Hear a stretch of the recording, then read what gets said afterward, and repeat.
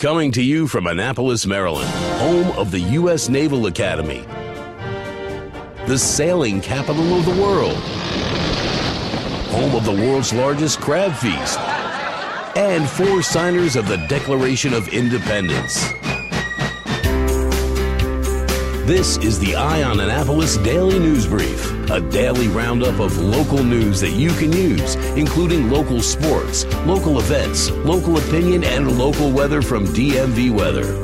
Now here's your host, publisher of On Annapolis, John Frenaye.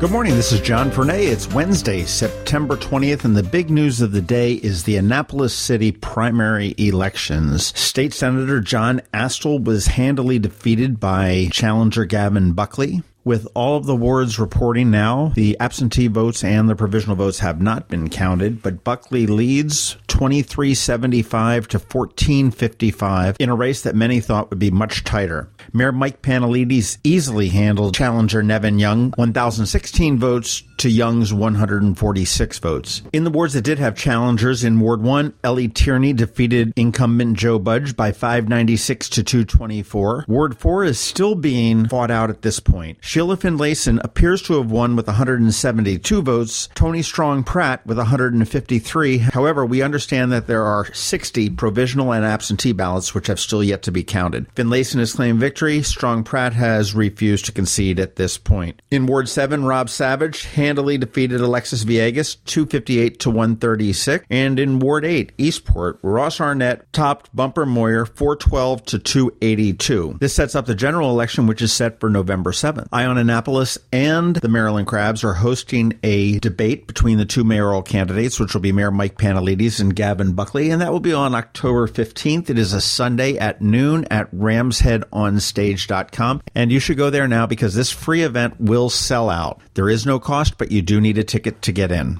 The University of Maryland School of Pharmacy has canceled plans to hold classes for workers who wish to be trained in the medical marijuana industry. School and state officials came together and they said they were concerned about how the Trump administration might enforce marijuana laws in states where the drug is legalized, keeping in mind that marijuana is still considered illegal on the federal level. Governor Larry Hogan denounced the latest plan by Senate Republicans to repeal Obamacare. The latest effort from Lindsey Graham and Bill Cassidy would give states unprecedented power to establish their own health care laws. Said Hogan, "We need common sense, bipartisan solutions that will stabilize markets and actually expand affordable coverage. It's time for Republicans and Democrats to come together." This is one of the first times that Hogan has publicly distanced himself from Washington. And in a smaller showing of that last night during Mayor Panelides' victory party, he was talking about underdogs and not counting them out, referencing his own election as well as some of the other ones that may be coming up. He did not reference the president. A few days ago, we were talking about some grants that Anne Arundel County nonprofits were looking for, and Maryland now has awarded Anne Arundel County $1.2 million for expanding opioid addiction programs, including halfway houses for recovering addicts. Nearly $1 million of it, $972,937 to be exact, will go toward crisis drug treatment services, said Chris Garrett, a Maryland Department of Health spokesman. The rest will fund expanding halfway houses.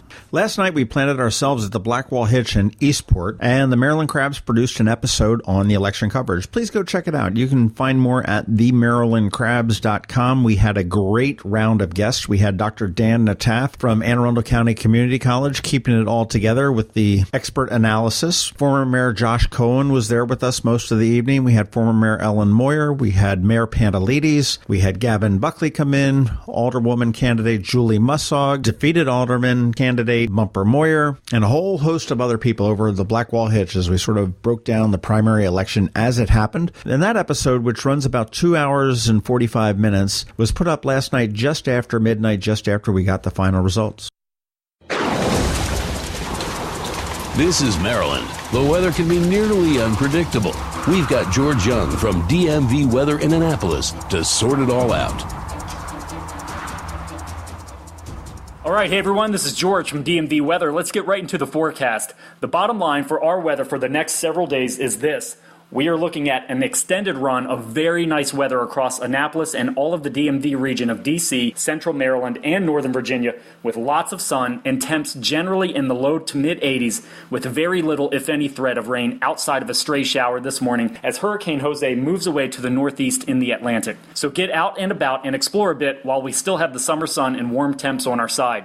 As for the tropics, we'll continue to track both Jose and Hurricane Maria over the coming days, but at this point, neither looks to be a direct threat to our region. Okay, that's it for us today. Be sure to download our free app by searching for DC MD VA Weather in your app store, and also be sure to follow us 24/7, 365 on our website at dmvweather.com or on social media via Twitter or Facebook. This is George Young of DMV Weather with your Annapolis forecast. Whatever the weather out there, have fun and be safe.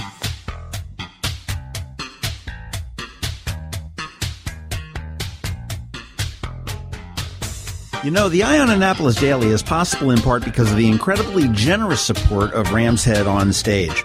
Rams Head, where every seat is less than 48 feet from the stage, brings more than 400 concerts a year to the area, both at Rams Head On Stage on West Street, as well as Maryland Hall, St. John's Key Auditorium, and other venues in the area. To wet your whistle, check out some of these upcoming shows this week. This Thursday at Maryland Hall, Randy Newman, prolific composer and musical satirist. There are still tickets available. Friday night, the comedy of Screech. Yes, Screech, from Saved by the Bell. Dustin Diamond will be in Annapolis for the latest installment of the Rams Head Laughs and Drafts comedy series. And on Saturday and Sunday, the smooth stylings of multi-platinum seller Jeffrey Osborne will return to Rams Head On Stage. Tickets are still available, and you can get yours at ramsheadonstage.com, or if you want to go old school, head on down to their box office at 33 West Street in the heart of beautiful downtown Annapolis. And for a guaranteed great night out on the town, ramsheadonstage.com. They say opinions are like...